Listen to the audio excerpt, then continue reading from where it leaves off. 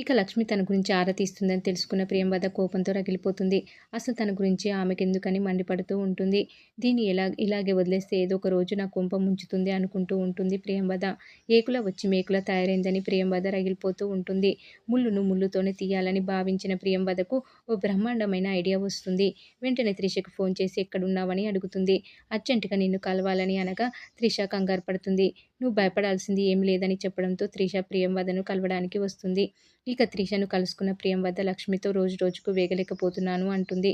తన వల్లే సింధుజాక్షి, మ్యాడీ సంతోషంగా లేరని అంటుంది.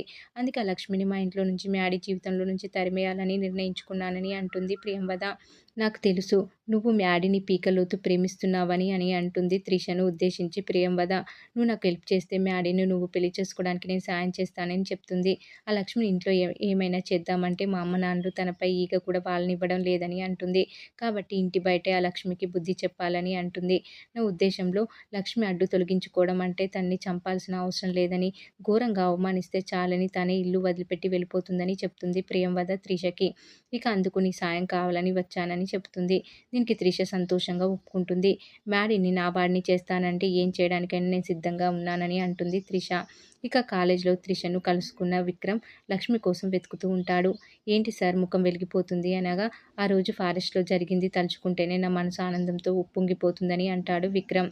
లక్ష్మి తన మనసులో మాట నాకు చెప్పిందని సంతోషపడిపోతూ ఉంటాడు. మరి మీ మనసులో మాట ఆమెకు చెప్పారా అని త్రిష అడుగుతుంది. చెప్పాలని అనుకున్నాను, కానీ 4 రోజులుగా లక్ష్మి కాలేజీకి రావడం లేదని అంటాడు. ఇవాళ తప్పకుండా వస్తుందని, మీరు మీ మనసులో మాట చెప్పేయండని త్రిష రెచ్చగొడుతుంది విక్రమ్ని. ఎప్పుడు చూసినా మ్యాడీ లక్ష్మి పక్కనే ఉంటున్నాడని, నువ్వు మ్యాడీని పక్కకు తీసుకువెళ్తే నేను చెప్తానని అంటాడు విక్రమ్. దీనికి త్రిష సరేనని అంటుంది. ఇక మ్యాడీ లక్ష్మి కాలేజీకి రాగానే త్రిష మ్యాడీని పక్కకు లాక్కొని వెళ్తుంది. ఒంటరిగా ఉన్న లక్ష్మి దగ్గరికి విక్రమ్ వస్తాడు. ఫారెస్ట్‌లో జరిగింది తప్పిదం గురించి లక్ష్మి చెప్పబోతుండగా విక్రమ్ ఆమెను గట్టిగా ఐ లవ్ యూ అంటూ ప్రపోజ్ చేస్తాడు. అప్పుడే అక్కడికి వచ్చిన మ్యాడీ ఇదంతా చూసి విక్రమ్‌ని ఎగిరి తంతాడు. నా లక్ష్మి జోలికి వస్తావా అని కొడతాడు.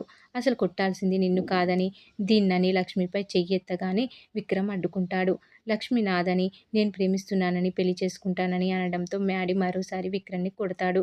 ఇద్దరు కొట్టుకుంటుండగా ప్రిన్సిపల్ వచ్చి వార్నింగ్ ఇచ్చి పంపించేస్తాడు. దీంతో లక్ష్మి మ్యాడీని పక్కకు తీసుకెళ్తుంది. అసలు ఇదంతా నీ వల్లే వచ్చిందని, నువ్వు వాడికి చనువు ఇవ్వడం వల్లే ఇవాళ ఇంతవరకు వచ్చాడని మండిపడుతూ ఉంటాడు మ్యాడీ లక్ష్మి మీద. మరి ఏం జరగబోతుందని రాబోయే ఎపిసోడ్‌లో తెలుసుకుందాం.